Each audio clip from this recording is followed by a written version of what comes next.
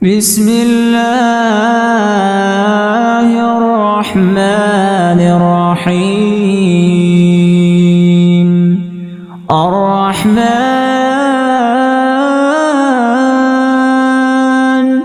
علم القرآن، خلق الإنسان علمه البيان. الشمس والقمر بحسبان، والنجم والشجر يسجدان. والسماء رفعها ووضع الميزان، ألا تطغوا في الميزان، وأقيموا الوزن بالقسط ولا تخسروا الميزان. والأرض وضعها للأنام، فيها فاكهة والنخل ذات الأكمام، والحب ذو العصف والريحان. فبأي آلاء ربكما تكذبان؟ خلق الإنسان من صلصال كالفخار، وخلق الجان من مارج من نار. فبأي آلاء ربكما تكذبان؟ رب المشرقين ورب المغربين. فبأي آلاء ربكما تكذبان؟ مرج البحرين يلتقيان، بينهما برزخ لا يبغيان. فبأي آلاء ربكما تكذبان؟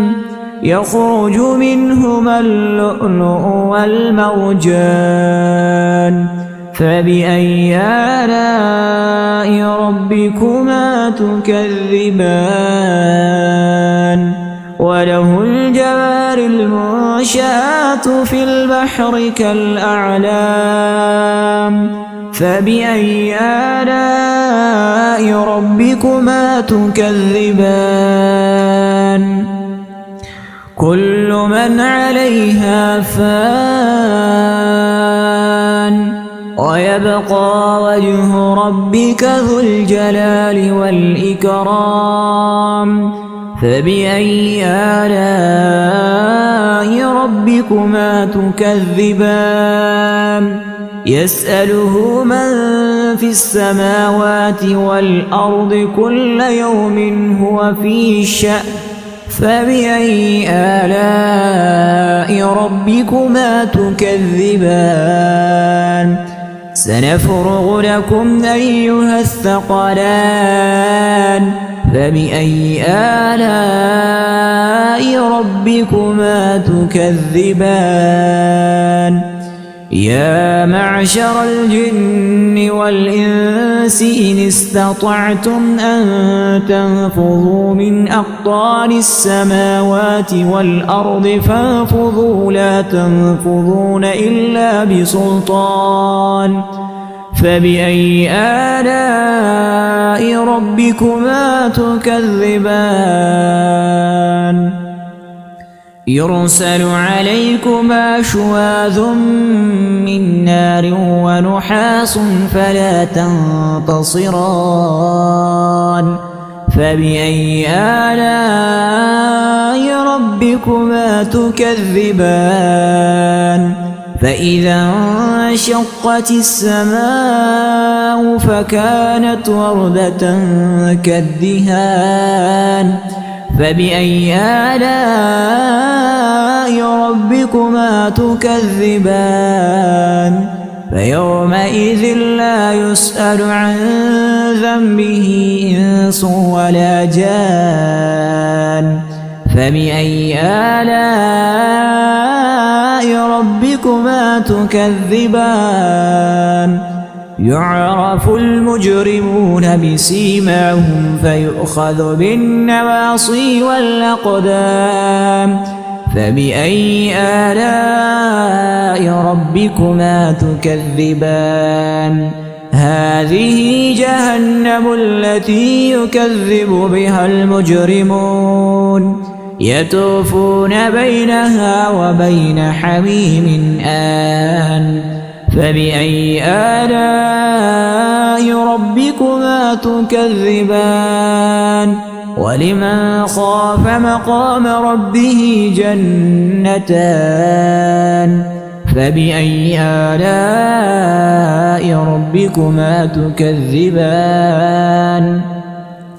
ذواتا أفنان فبأي آلاء ربكما تكذبان فيهما عينان تجريان فبأي آلاء ربكما تكذبان فيهما من كل فاكهة زوجان فبأي آلاء ربكما تكذبان متكئين على فرش بطائنها من استبرق وجنى الجنتين دان فبأي آلاء ربكما تكذبان فيهن قاصرات الطرف لم يطمثهن إنس قبلهم ولا جان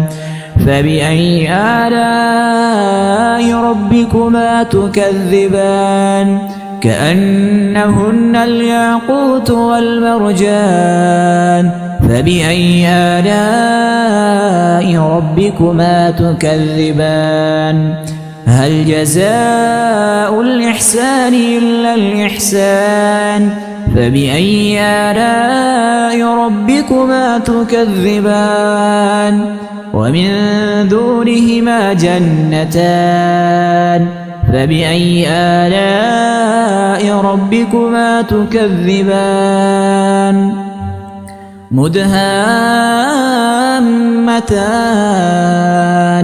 فبأي آلاء ربكما تكذبان فيهما عينان نضاختان فبأي آلاء ربكما تكذبان فيهما فاكهة ونخل ورمان فبأي آلاء ربكما تكذبان فيهن خيرات حسان فبأي آلاء ربكما تكذبان حور مقصورات في الخيام فبأي آلاء ربكما تكذبان لم يطمثهن إنس قبلهم ولا جان فبأي آلاء ربكما تكذبان متكئين على رفرف خضر وعبقري حسان فبأي آلاء ربكما تكذبان تبارك اسم ربك ذي الجلال والإكرام